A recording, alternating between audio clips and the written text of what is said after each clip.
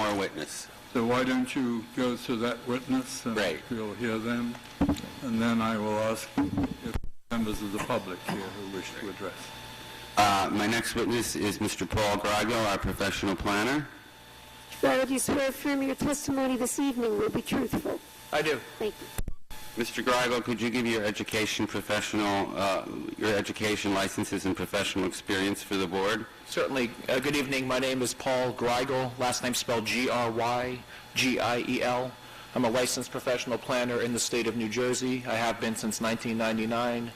I'm the principal of Phillips Price Greigel Planning and Real Estate Consultants located in Hoboken. However, I practice throughout the state of New Jersey and have been qualified previously as an expert by this board and land use boards in over 100 municipalities throughout New Jersey. We have no trouble in hearing. Thank you. Mr. Grigo, could you please give the planning justifications for the C1 variance we're seeking?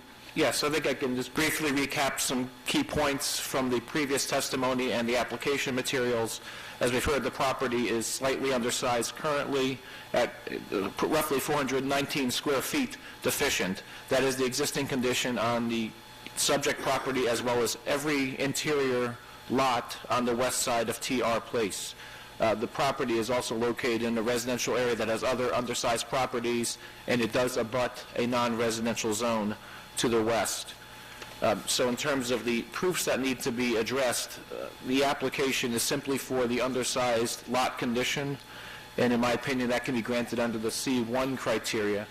There's a hardship given that the property is currently undersized, the neighboring properties are currently undersized, and essentially there'd be no use of the property if this variance were not to be granted to allow the new home to be built on the property. With regard to some other specific conditions, as we've mentioned, just to put it on the record, the neighboring properties to the rear are in a different zone, so as a planner, I don't think it would be an ideal condition to take any property from a differently zoned property. It would be a use variance to essentially make the residential property larger and encroach into that commercial zone. So for that reason, I don't think there's any basis to try to reach out to that property owner or the neighboring property owners. In terms of other compliance with bulk standards, the proposed dwelling would comply with regard to setbacks. We are agreeing to comply with the FAR requirements, with coverage. So in terms of the dwelling that's proposed, it would be consistent with the municipality's objectives for this section of the municipality in terms of providing adequate light, air, and open space. We're not requesting any other deviations, trying to bring the house any closer to neighboring properties than would otherwise be permitted.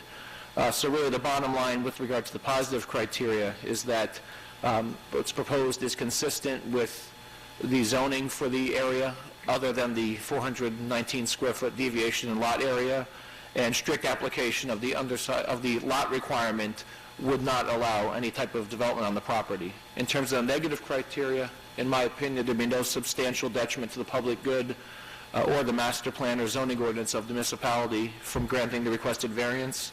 As I mentioned, the character of this section of Princeton is established already, has been for some time with regard to lot sizes. We're just slightly undersized with regard to the R7 zone requirements. The municipal master plan designates this section, in fact, of the municipality for high density, as it calls it, residential land use. So what's proposed is actually in line with that characterization, and the proposal would not have any impacts with regard to the master plan goals or objectives, in my opinion. So I think it's appropriate to allow for reinvestment in this residential neighborhood with a new home that would upgrade the housing stock and would, again, be consistent with all dimensional requirements other than the lot area. So for those reasons, I think the variance can be granted in accordance with the applicable criteria. Is there anyone